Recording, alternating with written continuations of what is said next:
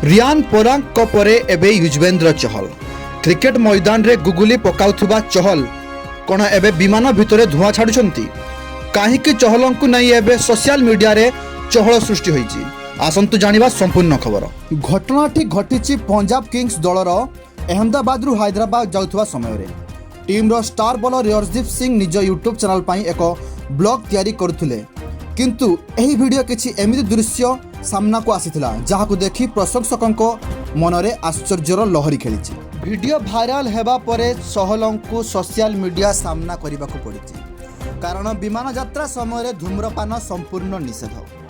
आउ एक चर्चार विषय होउछि अर्शदीप सिंह सही वीडियो रे प्रथम 16 मिनिट 56 सेकंड रे थिला, किंतु विवाद बढ़िबा परे ताकु काटी 16 मिनिट कर दिया जाइछि, जहाकु नै एबे प्रश्नवाची सृष्टि होइछि।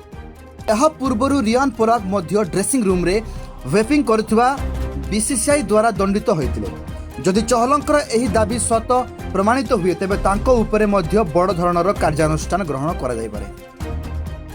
तेबे आपनकु कोन लागुछि, चहलंक प्रकृत रे सिगारेट टाणुथिले ना केवल एहा एक भ्रम? आमको कमेंट करी निश्चय जणातु। क्रिकेट रे एमिति अपडेट पाई आम चैनल को सब्सक्राइब करंतु। धन्यवाद।